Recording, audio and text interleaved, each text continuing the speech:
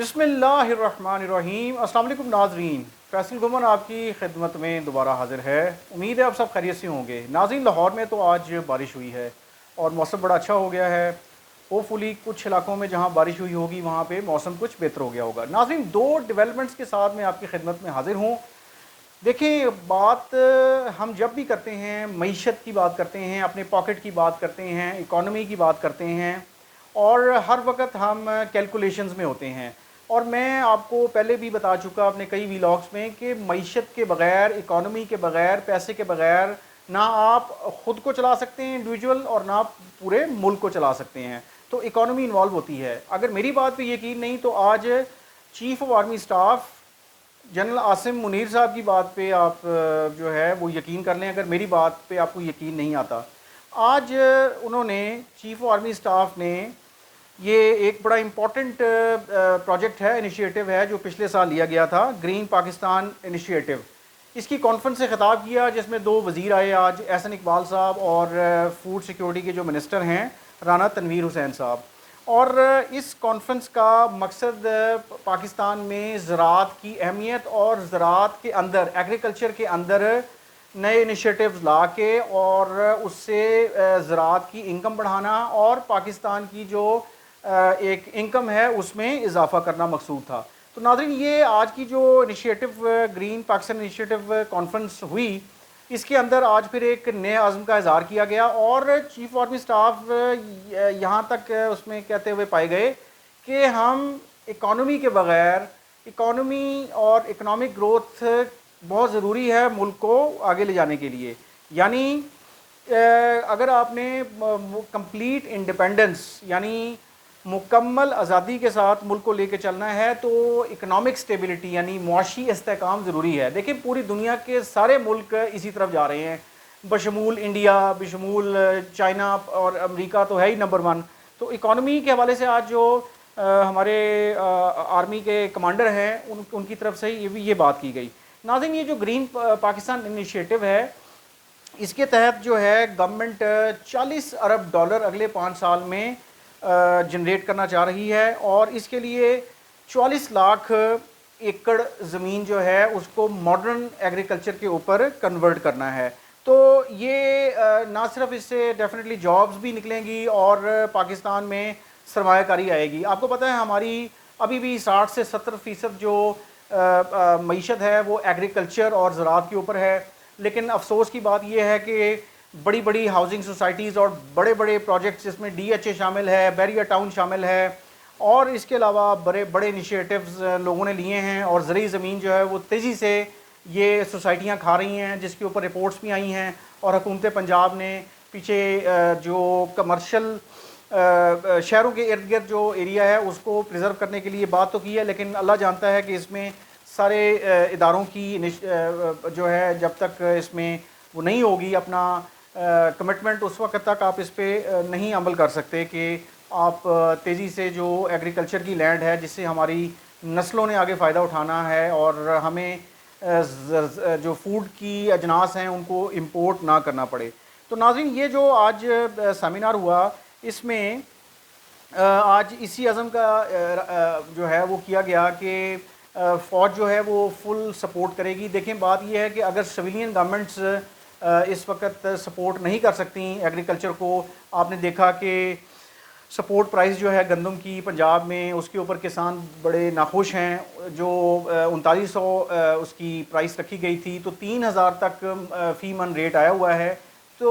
ये सिविलियन हुकूमतों की बेसिकली नाकामी है, वो कोई भी हुकूमत आ जाए। इस वक्त की हुकूमतें जो हैं वो भी इसको कंट्रोल नहीं कर पा रही। तो ये जो ग्रीन पाकिस्तान इनिशिएटिव है, इसमें अगर अब फ़ौज एंटर हो गई है और फ़ौज की बैकिंग है, तो हम ये भी देखते हैं जी कि आप किसी भी इदारे को बेहतर करना के लिए जो है, लॉ एंड ऑर्डर को बेहतर करने के लिए आप फ़ौज की तरफ देखते हैं, तो फिर ठीक है, फ़ौज की और पाकिस्तान आर्मी की इस प्रोजेक्ट के अंदर, और इसी तरह SIFC है, आपको पता है, अपना स्पेशल इन्वेस्टमेंट फैसिलिटेशन काउंसिल, उसके तहत आपने 5 सेक्टर्स में सरमायाकारी लेके आनी है, तो उसमें ये एग्रीकल्चर भी शामिल है। तो उसी की वजह से आज ये सेमिनार हुआ, और इसमें हमने देखा कि एक चीज़ और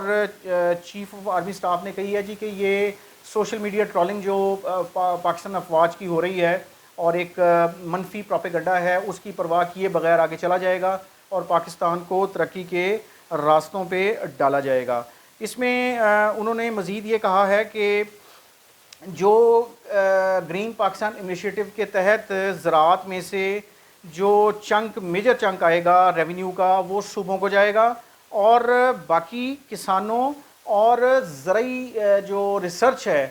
اس کے اوپر خرچ ہوگا۔ اور یہ ناظرین میں آپ کو بتاتا چلوں کہ اس انویسٹمنٹ کے تحت ماڈرن ایگریکلچر فارمنگ کی جائے گی اور لیٹسٹ ٹیکنالوجی زراعت کی اس کا استعمال کیا جائے گا، اور زراعت کے حوالے سے اس میں جو ایگریکلچر فارم ہیں، زرعی فارم ہیں، ان کو ماڈرن بنیادوں پہ اسٹیبلش کیا جائے گا۔ اسی طرح واٹر مینجمنٹ ہے، پانی کی جو مینجمنٹ ہے کہ پانی کو ضائع کرنے سے آپ نے بچانا ہے۔ اور مقصد کیا ہوگا اس سے نہ صرف آپ کی ملک میں جو فوڈ سیکیورٹی ہے، خوراک کی جو سیکیورٹی ہے وہ بہتر ہوگی، زراعت کی جو پروڈکٹیوٹی ہے بہتر ہوگی۔ پوری دنیا کے ممالک اپنی زراعت کو فوکس کر رہے ہیں، ہم ساتھ انڈیا میں دیکھ لیں، ہم چائنا میں دیکھ لیں، اور کہ وہاں پہ اور ایران میں دیکھ لیں کہ زراعت کے اوپر کتنا فوکس ہے، لیکن ہم اپنی ناقص پالیسیوں کی وجہ سے جو ہے گندم درآمد کرتے ہیں، مختلف سبزیاں درآمد کرتے ہیں، فروٹس درآمد کرتے ہیں۔ ناظرین، کوئی ہمیں تھوڑی سی شرم کر لینی چاہیے، ہماری حکومتوں کو بھی شرم کر لینی چاہیے اور ان مافیاز کو بھی شرم کرنی چاہیے کہ بھی آپ کی بھی آگے آنے والی اولادیں، نسلیں جنہوں نے کھانا ہے پاکستان سے، آپ نے جو ہے یہاں پیداوار بڑھا کے آپ نے کھانا ہے، تو آپ کیوں اس طرح کی حرکتیں کرتے ہیں کہ آپ جو ہے اپنا پیسے زیادہ کمانے کے لیے اسمگلنگ کی طرف چلے جاتے ہیں اور وہی اجناس جو ہیں ہم اسمگل کر دیتے ہیں، جس کی وجہ سے پھر ہمیں حکومت کو درآمد کرنا پڑتا ہے اپنا انہی اجناس کو، اور اس میں ایک کثیر سرمایہ انوالو ہوتا ہے۔ تو اب اللہ کرے جو ہے ہماری خواہش ہے کہ ہم زراعت کے اندر جیسے پہلے خود کفیل تھے، اب جتنا زرعی رقبہ سوسائٹیوں، ہاؤسنگ سوسائٹیوں اور کمرشل ایکٹیویٹیز کی نظر ہو گیا، اس کے بعد اب وفاقی حکومت کو، پاکستان افواج کو اور